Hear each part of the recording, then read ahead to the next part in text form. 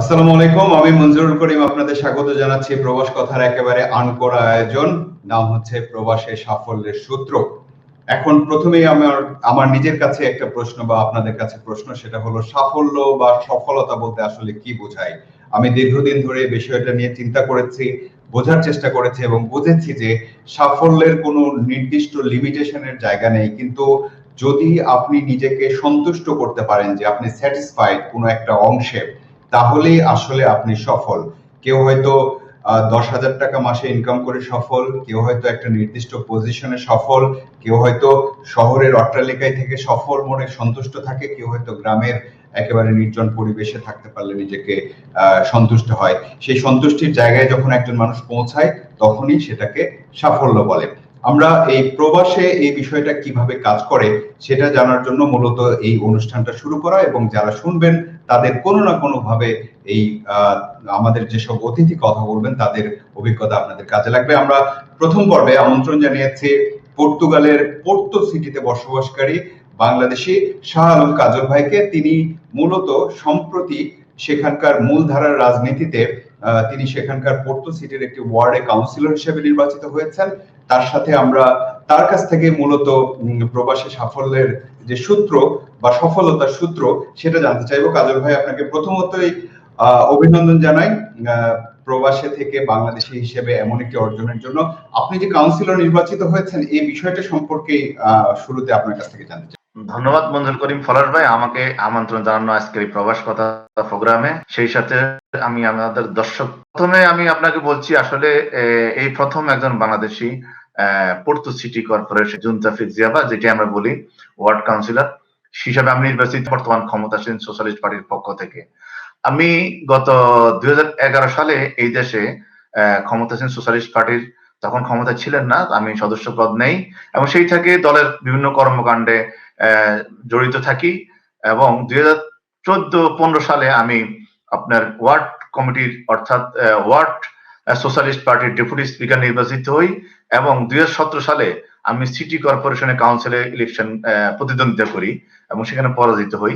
এরপরে 2018 সালে আমাকে মহানগর কমিটির অর্থাৎ পোর্তো মহানগর কমিটির সোশ্যালিস্ট পার্টির সদস্য করা হয় এবং 2021 সালে এই ওয়ার্ড কাউন্সিলরে আমি নির্বাচিত হই।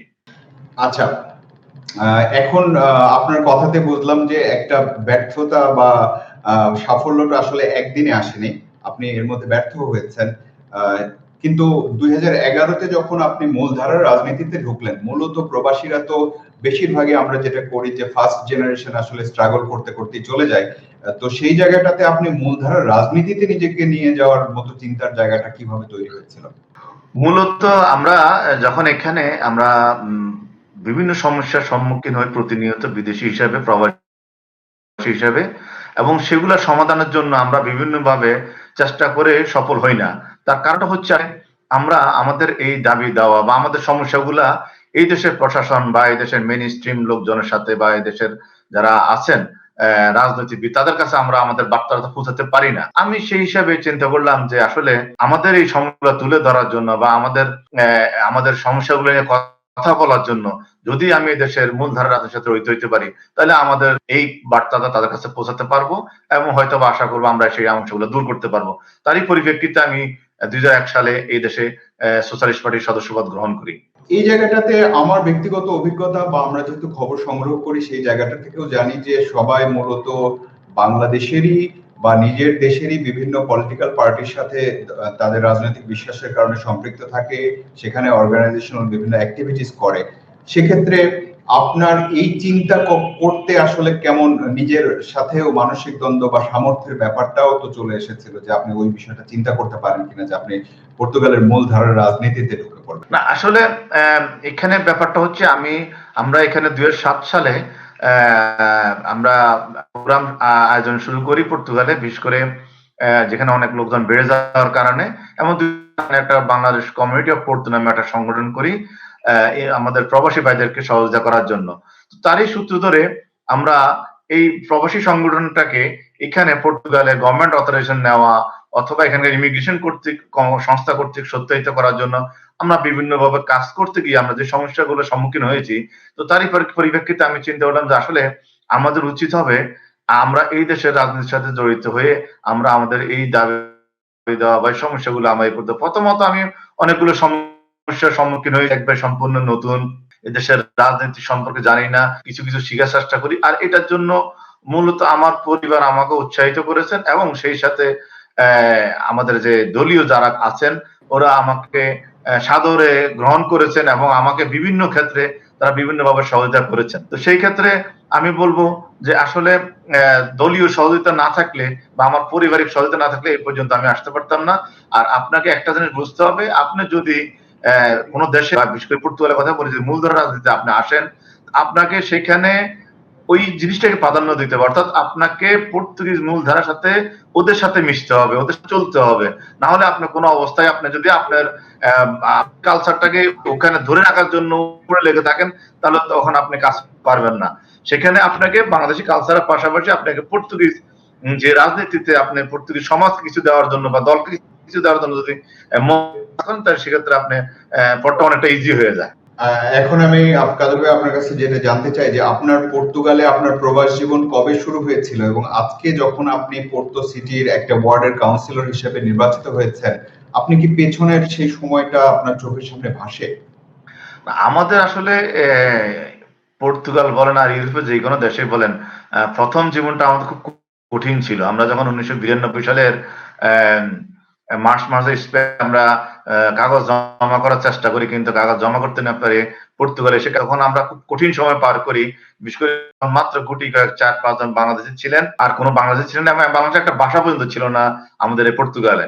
আমরা আসার পরে হতাশ হয়ে যাই যে আমরা কি করব বা আমরা কোথায় থাকবো, বিভিন্ন ভাবে বিভিন্ন সমস্যা আমরা তখন মুখোমুখি হই।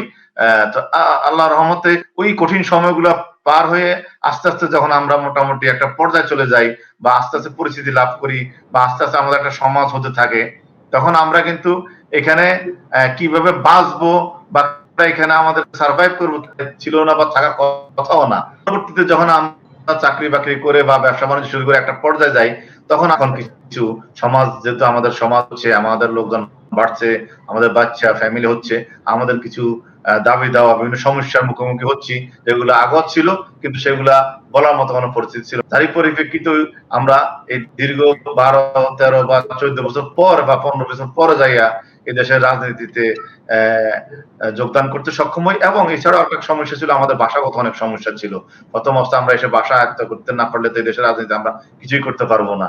এই জন্য গত প্রায় 15-16-20 বছরের মতো আমাদের লেগে গেছে। আমার মনে হয় আমরা 92 ডিসেম্বরে আসি, তো সেখান থেকে আপনার 2011 তে আপনার এই দেশের মূল রাজনীতিতে অংশগ্রহণ করি। তো প্রায় বলা যায় আপনার প্রায় 21 বছর পর প্রায় বলা যায়। 21টা বছর আমাদের জীবনটাকে আমরা গড়ে তুলতে হয়েছে, আমাদের সমাজকে আমরা গড়ে তুলতে হয়েছে এবং আমাদের ভাষা যে দক্ষতা সেটাকে অর্জন করতে হয়েছে এবং এর পরিপ্রেক্ষিতে আমরা পরবর্তীতে অর্জন করি যে না, এই মুহূর্তে আমাদের উচিত এই দেশের রাজনীতিতে যোগদান করা। তাহলে আপনার মূল পেশাটা এখন কি? আপনি কোন পেশায়? আপনি কি ব্যবসায়ী নাকি জব করেন নাকি কিভাবে আপনার হচ্ছে যে মূল কথা হচ্ছে আপনার পেশা সম্পর্কে জানতে চাচ্ছি। আমি মূলত 2000 সাল থেকে এই শহরে মোটামুটি একটা ব্যবসা প্রতিষ্ঠান নিয়ে আছি। এখনো ব্যবসা নিয়ে আছি, এখনো একজন ব্যবসায়ী হিসেবে আছি। আমার ব্যবসা প্রতিষ্ঠানটা হচ্ছে আসলে আমি মূলত হোলসেল ব্যবসার সাথে জড়িত আর কি। কাজী ভাই, আমি মানে আপনি কি আপনার এই স্ট্রাগলের যে সময়, অনেকেই তো বলে যে অনেক স্ট্রাগল করতে হয়, অনেক স্ট্রাগল করতে হয়, সেই স্ট্রাগলের সময় কোনো একটা ঘটনা আমাদের সাথে শেয়ার করতে পারেন? অবশ্যই আপনার সাথে শেয়ার করতে তো অবশ্যই পারি, কারণ সবকিছুই আজকে আপনার চোখের সামনে এখনো ভাসে। আমি আজকে বর্তমান যে সিটিটাতে আছি তখন আমাদের আপনার কোনো এম্বাসি বা কনসুলেট ছিলেন না। আমাদের পর্তুতে একজন অনারারি কনসুলেট ছিলেন। তো আমরা যখন প্রথমত আসি আপনার এটা আপনাকে বলবো 92 শেষের দিকে 93, তখন আমাদের কনসুলেট থেকে একটা সার্টিফিকেট নিতে হতো। আমি একজন বাংলাদেশী হিসাবে এখানে কাগজ পেপার জমা এখানে আসার পরে আমরা সবাই মিলে একটা হোস্টেলে উঠি, এক পাকিস্তানি মোজাম্বিক ভাইয়ের হোস্টেলে উঠি। টাকাগুলো খতম হয়ে যায়, আমাদের শেষ পর্যায়ে চলে আসে। আমাকে পড়তে আসতে হবে আপনার এই সার্টিফিকেটটা নেওয়ার জন্য, কিন্তু আমার কাছে আমার যে পয়সা সেটা একেবারেই শর্ট। চিন্তা করলাম যে আমরা পড়তে যাব, আমাদেরকে ফার্স্ট আওয়ার সকাল 9টার ভিতরে আমাদেরকে সার্টিফিকেট নিতে হবে। তো সেই ক্ষেত্রে আমরা রাত্রে আপনার বাসে উঠি, পড়তুতে এসে পৌঁছে আপনার রাতে 3টার দিকে, কিন্তু আমাদের কাছে তখন যথেষ্ট পরিমাণ ছিলেন না। তো আমরা কনকনে ঠান্ডার ভিতরে আমরা একটা ভাঙা বিল্ডিং এর ভিতরে ঢুকে 4-5 জন আমাদের সাথে আমাদের একটা লুঙ্গি ছিল, একটা জ্যাকেট ছিল, এগুলো পরে আমরা রাত্রে ওখানে শুয়ে থাকি। পরদিন সকাল ভোরে উঠে আমরা কাউন্সিলর অফিসে যাই। তো এগুলো আসলে আমরা ইচ্ছে হলে হোটেলে উঠি, কিন্তু আমাদের পয়সা খতম হয়ে যাবে, পয়সার স্বল্পতার কারণে আমরা ওই সময় আর উঠি নাই, বা ওই সময় 4-5-7 ঘন্টার জন্য আমরা চিন্তা করলাম যে এই পয়সাটা খরচ না করে একটা ভাঙা বিল্ডিং পেয়েছি, ওখানে আমরা সবাই যে শুয়ে পড়ি আরকি। এগুলো আসলে অনেকগুলো জিনিস মনে পড়ে পিছনের কথা। অনেক কঠিন সময় যে ওই সময় ছিল আমাদের। কাজল ভাই, আপনার এই কথাগুলো কি আপনার সন্তানদের সাথে বা বাংলাদেশে পরে যারা গেছে তাদের সাথে আপনি কখনো শেয়ার করেন? আমরা মাঝে মধ্যে বিভিন্ন সময় আলাপ আলোচনা হয়। আমরা যারা পুরানো আছি তাদেরকে নিয়ে এখানে যখন নবাগত ভাইরা যখন আসেন, অনেক সময় আলাপ আলোচনা হয়, তখন এই কথাগুলো প্রসঙ্গক্রমে চলে আসে এবং উনারাও এটা স্বীকার করেন যে আসলে প্রথম জীবনগুলো খুবই কঠিন ছিল। যদিও এখনকার জেনারেশন যারা আছেন তারা সবকিছু তৈরি পাচ্ছেন। আমাদের সময়গুলো ছিল না। আর আমার ছেলে-মেয়েরা আসলে শুনলে তারা হাসে। কারণ আমার ছেলে-মেয়েদের জন্ম এখানে, তারা জন্মের পর থেকে তো আর এগুলো দেখেন নাই। যার কারণে তারা অনেক সময় এগুলো শুনে হাসে যে, "বাবা এটা কি ধরনের কথা বলো তুমি?" আসলে আমরা বাস্তবতা যে সময়টা পার করে ওরা এগুলো বুঝতেও চায় না, বা ওগুলো ওদের নিয়ে মাথা ব্যথাও নাই। তবে হ্যাঁ, যারা আমাদের প্রবাসী ভাইরা আছেন তারা এগুলো বলেন যে, "আসলে আপনাদের জন্য আজকে আমরা এখানে এই সুযোগ সুবিধা পাচ্ছি।" যেমন আমাদের এখানে একটা সমিতি আছে, আমাদের এখানে লোক এখন একটা হেল্প পাচ্ছেন, বাসা পাচ্ছেন, আমরা যেগুলো পাই নাই। আমরা আজকে লিসবন এবং পোর্টোতে এই মেইনস্ট্রিম রাজনীতির সাথে 2টা শহীদ মিনার হয়েছে। আপনি জানেন যেটা আমাদের স্থায়ী শহীদ মিনার। এটার জন্য অবশ্যই আমাদের মাননীয় রাষ্ট্রদূত সাবেক ইমতিয়াজ স্যারও যথেষ্ট অবদান আছেন। তো আসলে এগুলা তো এখন অনেকেই স্বীকার করতে চাইবে না, বা অনেকে জানেন না, বা অনেকে জানতে চাইলেও আমাদেরকে ধন্যবাদ দেন যে আসলে আপনাদের কারণে আজকে আমরা এসে এই সহযোগিতাগুলো পাচ্ছি, যেটা আপনারা পান নাই। কাজল ভাই, আপনার কাছ থেকে আমরা শেষের দিকে এসে গেছি, আর একটি প্রশ্ন করতে চাই। প্রশ্নটা যেহেতু অনুষ্ঠানের নাম প্রবাসে সাফল্যের সূত্র, সেহেতু প্রথম প্রশ্নই থাকবে এই অংশে যে আপনি কি নিজেকে একজন সফল মানুষ মনে করেন কিনা? দেখেন, ব্যক্তিগত জীবনে সফলতা বলতে আসলে মানুষ সফলতার শিখরে উঠার জন্য অনেক ধরনের চেষ্টা করে। আমিও চেষ্টা করি। এখন আলহামদুলিল্লাহ এই পর্যন্ত আমি একটা কথা বলবো যে জানি না কতটুকু সফলতা পেয়েছি, তবে একটা কথাই বলবো, সেটা হলো যে আসলে আমি কি নিজেকে অনেক ক্ষেত্রে স্যাটিসফাইড এই কারণে যে আসলে এই মেইনস্ট্রিম রাজনীতিতে আসার কারণে, বা এই দেশের সমাজের সাথে কাজ করার কারণে আমরা আমাদের সমাজকে অনেক কিছু দিতে পেরেছি। যদিও অনেক কিছু বাকি আছে। কোভিড এর কারণে যে সমস্যা আমাদের তৈরি হয়ে, যার কারণে তারা আমাদের সাথে যোগাযোগ করে এদের থাকা খাওয়া থেকে আরম্ভ করে সবকিছুর ব্যবস্থা করে দিয়েছেন। এখানে বর্তমান প্রশাসন থেকে হোটেল নিয়ে রেখেছেন। পাশাপাশি আমাদের যাদের ডকুমেন্ট ছিল না, তাদের ভ্যাকসিনের ব্যাপারটা অনেক সমস্যা হয়ে গিয়েছিল। আমরা বিভিন্ন আবেদনের প্রেক্ষিতে বিশেষ করে স্বাস্থ্য মন্ত্রণালয়, ইমিগ্রেশন মন্ত্রণালয়, স্বরাষ্ট্র মন্ত্রণালয় বিভিন্ন ক্ষেত্রে যোগাযোগ করার কারণে, মিটিং করার কারণে আজকে শুধু ইমিগ্রেন্টদের জন্য 3 দিন কোন ডকুমেন্টের প্রয়োজন হয় না। তো এই ক্ষেত্রে নিজেকে খুব আসলে এগুলোর কারণে আজকে আমাদেরকে তারা অনেক গুরুত্ব দিয়েছে। এটা আমার একা সাফল্য। তো আরো চেষ্টা করব অন্তত যেন আরো উপরে উঠতে পারি। এই সমাজকে আরো অনেক কিছু দিতে পারি। সেটাই আমার কামনা থাকে, চিরকাল। আপনার কাছে শেষ দুটি প্রশ্ন। একটি হলো যে আপনার ব্যক্তিগত অভিজ্ঞতা থেকে বলবেন, একেবারে নিজের অভিজ্ঞতা, নিজের শিক্ষা থেকে, প্রবাসে সাফল্যের সূত্র কি কি আপনার দৃষ্টিতে? দেখেন, প্রবাসে সাফল্যের সূত্র অনেকগুলো আছে। যেমন আপনাকে ডিটারমাইন্ড হতে হবে আপনি কি করবেন। আপনাকে উদ্যোক্তা হতে হবে। আপনি যদি ব্যবসায়িকভাবে সাফল্য হতে চান, নিজেকে এখানে একটা কোম্পানি করে আপনি কাজ করতে চান, সেটার অভিজ্ঞতা নিতে হবে। আর যদি আপনি একটা বিদেশে এসে আপনি বিভিন্ন সমস্যার সম্মুখীন, যেটা আমরা হয়েছিলাম, এখন বিভিন্ন গভর্নমেন্টের বিভিন্ন ফান্ড, বিভিন্ন ইউরোপিয়ান ইউনিয়ন থেকে তাকে একজন বিভিন্নভাবে কোর্স করার জন্য, তো আপনি সেইটার সহায়তা নিতে পারেন। আর দ্বিতীয়ত হচ্ছে, আপনি যদি এই দেশের সমাজে আপনাকে প্রতিষ্ঠিত করতে চান, এই দেশের সমাজের সাথে আপনাকে মিশতে হবে, এই সমাজের সাথে চলতে হবে। আপনার তাহলে এই দেশে এবং আমাদের প্রবাস করতে পারবেন। তবে আমি একটা কথা বলবো, সেটা হচ্ছে আপনি যদি বাংলাদেশের রাজনীতি নিয়ে এখানে হাঙ্গামা সৃষ্টি করেন বা বাংলাদেশের রাজনীতি নিয়ে ব্যস্ত থাকেন, তাহলে আপনি কোনোদিনই এই দেশের সমাজের সাথে মিশতে পারবেন না, বা এই সমাজের সাথে আপনার আগ্রহ জমবে না। তো দুইটাই কারণে আমি বলবো, আপনাকে এখানে উদ্যোগী হতে হলে, সাফল্য নিতে হলে আপনাকে প্রথমত কঠোর মেধা এবং পরিশ্রম দিতে হবে।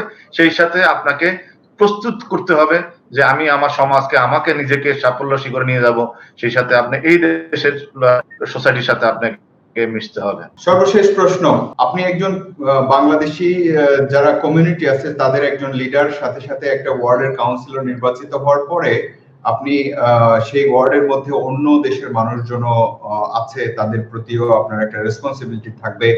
এখন বাংলাদেশি কমিউনিটির কথাই যদি ধরি, তাদের প্রতি আপনার কমিটমেন্ট কি, মানে সামনে আপনি আসলে তাদের জন্য কি কি করতে চান? প্রথমত আমি আপনাকে বলবো, আসলে আমি বাংলাদেশি কোটায় অথবা বাংলাদেশ ওখানে নির্বাচিত হই নাই।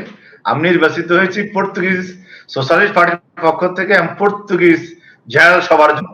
তো যেহেতু আমি আমার অরিজিন বাংলাদেশ, আমি চেষ্টা করব আমি পর্তুগিজের পাশাপাশি আমাদের দেশের জনগণের জন্য, আমাদের দেশের জন্য কিছু করার। তারই পরিপ্রেক্ষিতে আমাদের কয়েকটা টার্গেট আছে। বিশেষ করে ব্যাপারটা হচ্ছে, আসলে আমরা পর্তুগালে বা পর্তু সিটির বা পার্শ্ববর্তী যে অঞ্চলগুলো আছে সেখানে মিলে আমরা প্রায় 5,000 মুসলমান বসবাস করি। যখনই আমাদের মধ্য থেকে কেউ মৃত্যুবরণ করেন, সেটা বাংলাদেশি হোক আর অন্য দেশীয় হোক মুসলমান, তাকে আমরা নিয়ে যেতে হচ্ছে আমাদের লিসবন, প্রায় 350 কিলোমিটার দূরে এখান থেকে। লিসবন আমাদের মুসলমান যে কবরস্থানটা আছে সেখানে, অথবা এখান থেকে 200 কিলোমিটার দূরে বিজিও একটা শহর আছে, সেখানে মুসলমানদের জন্য আলাদা একটা কবরস্থান দেওয়া হয়েছে। ওখানে আমাদের এই সিটিতে বা আশেপাশে কোনো কবরস্থান নাই। আমরা দীর্ঘদিন থেকে এটার জন্য কাজ করতেছি যে আসলে আমাদের যখন এক ভাই বা আমরা কেউ মারা যাব, আমরা যখন এই শহরে তাকে মাটি দিতে পারি, এবং মুসলমান জন্য মুসলমান মৃতদেহের জন্য আলাদা একটা স্থান আমাদেরকে নির্দিষ্ট করে দেওয়ার জন্য। আপনি জানেন যে এখানে একটা কবরস্থান আছে খ্রিস্টান, কিন্তু সেখানে আমাদেরকে মুসলমানদের কবর দিতে হয়, আমাদেরকে তাদেরকে বুঝাইতে হয়, কারণ তাদের কবর যখন দেওয়া হয়, দাফন করা হয়, তখন অন্যটা সিস্টেমটা অন্য ধরনের, আমাদেরটা অন্য ধরনের।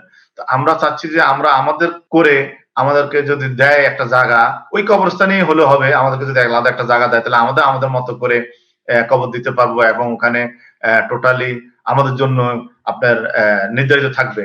তো সেটা নিয়ে দীর্ঘদিন কাজ করতেছি। তো এখন পর্যন্ত সিটি কর্পোরেশন আমাদেরকে ওয়াদা করেছিলেন 2019-এ, কিন্তু সেটা করোনা পরিস্থিতি বা বিভিন্ন কারণে এখন পর্যন্ত আর সেটা আলোর মুখ দেখে নাই। আর দ্বিতীয়টা হচ্ছে, আমরা এখন বাংলাদেশে যথেষ্ট বাংলাদেশে এখানে বসবাস করি, বা গত 2019-এ পর্তুগালের সাথে বাংলাদেশের 500 বছরের একটা সম্পর্ক তৈরি, একটা 500 বছর পূর্তি একটা অনুষ্ঠান হয়েছিল। আমাদের দূতাবাস এটা নিয়ে ব্যাপক আয়োজন করেছিল। বিশেষ করে যখন অ্যাডমিরাল সিলভেইরা বাংলাদেশে যান, সেই 1625 সালে 1615 সালে মনে হয়, বা 16 সালে বাংলাদেশ, সেটা ধরে আমরা 500 বছর পালন করি পর্তুগালের বাংলাদেশের সম্পর্ক। এই সম্পর্কটাকে দৃঢ়বদ্ধ করার জন্য আমরা 2-3টা প্রস্তাব করি। বাংলাদেশের নামে একটা এরিয়া অথবা বাংলাদেশের নামে একটা রোড যদি আমাদেরকে এই 500 বছর পূর্তির উপলক্ষে আমাদেরকে দেওয়া হয়, তাহলে আমরা খুবই কৃতজ্ঞ থাকবো। তো সেটা আসলে সিটি কর্পোরেশন বিবেচনাধীন রাখছে, এখন পর্যন্ত কোনো আশা দেয়নি আমাদেরকে। কিন্তু কবরস্থানের ব্যাপারে যথেষ্ট আশা দিয়েছে, আমি মিটিংও হয়েছে এই পর্যন্ত দিনটা, হয়তো আমরা কবরস্থানের ব্যাপারটা সুখবর পেতে পারি। বিভিন্ন দেশের মতো বাংলাদেশের জন্য একটা স্পেস সরকার থেকে বা মিউনিসিপ্যালিটি থেকে লিজে নেওয়া যায় কিনা, আপনার 20 বছর থেকে আরম্ভ 20 বছরের জন্য বা 30 বছরের জন্য, যেখানে আমাদের বাংলাদেশের লোকজন এসে পারবে, বাংলাদেশের সমস্যাগুলো তুলে ধরতে পারবে, আমরা একসাথে হতে পারবো, যেখানে অফিস করবো, সেখানে একটা উকিল থাকবে সপ্তাহে 1 দিন 2 দিনের জন্য, যেটা আমরা কিছুদিনের জন্য করেছিলাম আগে, যেখানে নবাগত যারা আসবেন তারা বিনা পয়সায় এই সেবাটা নিতে পারেন। সেটার জন্য সিটি কর্পোরেশন থেকে একটা স্পেস নেওয়ার জন্য দীর্ঘদিন থেকে লড়াই করতেছি, সেইটাকে আরো ত্বরান্বিত করার জন্য চেষ্টা করবো সামনে। কাজল ভাই, আমার দিক থেকে কথা শেষ। আপনার যদি কোনো কিছু মনে হয় যে এই কথাটা আপনার বলা হয়নি, তাহলে আমার একটাই কথা থাকবে, আসলে মঞ্জুল করিম পলাশ ভাই, আসলে আপনারা যেটা করতেছেন আমাদের প্রবাসীদের জন্য, এসব কিন্তু মূলত আমাদের এই উৎসাহিত করার জন্য বা আমাদের এই অবদানের পিছনে কিন্তু আপনাদের অবদান, যথেষ্ট অবদান আছে। আপনি আজকে প্রবাস কথার মাধ্যমে, যে প্রবাস কথা, এই প্রবাস কথাটাই তো আমাদের, যে আপনারা একটা প্রোগ্রাম করতেছেন বা বিভিন্ন ধরনের প্রোগ্রাম দিচ্ছেন বিভিন্ন ভাবে বিভিন্ন চ্যানেলে, আপনারা এটাতে কিন্তু আমাদের প্রবাসীদের সমস্যাগুলো তুলে ধরতেছেন বা আমাদের প্রবাসীদের সাফল্যগুলো তুলে ধরতেছেন। এটাতে হবে আমাদের প্রবাসীদের মধ্যে আগ্রহ জন্মে যে না, আসলে বাংলাদেশ থেকে আমাদেরকে সাংবাদিক ভাইরা বা আমাদের টিভি চ্যানেলগুলো আমাদেরকে উৎসাহিত করতেছে, আমাদের সমস্যাগুলো তুলে ধরতেছে। এটাতে কিন্তু আমাদের লোকজন উৎসাহিত হবে সামনে এগিয়ে যাওয়ার জন্য। এটার পিছনে আমি মনে করি আপনাদের যথেষ্ট অবদান আছে আমাদের সাফল্যের পিছনে। আর আপনাদের এই কর্মকাণ্ডটা আমাদের প্রবাসীদের পক্ষ থেকে আমাদের বড় আশা আর কি, আমরা আশা রাখি আপনাদের। আলম কাজল ভাই, আপনাকে অনেক ধন্যবাদ। আপনাকে আবারও শুভেচ্ছা জানাতে চাই। আপনি নিশ্চয়ই পর্তুগালের মূলধারার রাজনীতি থেকে শুধু বাংলাদেশি কমিউনিটি নয়, আপনি যেহেতু বাংলাদেশি কমিউনিটি আপনাকে নিয়ে গর্ববোধ করে যে আপনি একটা রাজনীতির একটা পর্যায়ে পৌঁছে গেছেন মূলধারার রাজনীতিতে। আপনার কথা থেকে প্রবাসের সাফল্যের সূত্র হিসেবে আমরা দুটি পয়েন্ট গ্রহণ করেছি, একটা হচ্ছে ডিটারমিনেশন আর একটা হচ্ছে স্ট্রাগল, যে আমি কোন জায়গায় পৌঁছাতে চাই এবং সেই জায়গায় পৌঁছানোর জন্য আমি আসলে কি কি করছি। সাথে যে পরামর্শ আপনার আছে সেটা হলো যে সেখান যে দেশে আমি বসবাস করছি সেই দেশের কালচার এবং ল্যাঙ্গুয়েজ সম্পর্কে, সে দেশের রুলস সম্পর্কে আমাদের নলেজ নিয়ে সেই অনুযায়ী চলা। আশা করি যারা এই অনুষ্ঠান দেখবে একটু ক্ষমা চেয়ে নিচ্ছি, সেটা হলো যে যেহেতু উনি আছেন পর্তুগালে এবং আমি আছি বাংলাদেশে, সুতরাং এই দূরত্বকে আমরা জয় করেছি মূলত ইন্টারনেটের মাধ্যমে। সেখানে হয়তো কিছু জায়গায় অডিওতে সমস্যা থাকতে পারে, কিন্তু যদি আপনারা মনোযোগ দিয়ে শোনেন তাহলে অবশ্যই কোনো না কোনো ভাবে নিজেদেরকে কানেক্ট করতে পারবেন। কাজল ভাই, আপনাকে অনেক ধন্যবাদ। আবার কথা হবে আশা করি। আপনার সব ভালো কাজের সাথে, পর্তুগালের বাংলাদেশি কমিউনিটির সব ভালো কাজের সাথে, সংগ্রামের সাথে, সাফল্যের সাথে প্রবাস কথা থাকবে। ভালো থাকুন।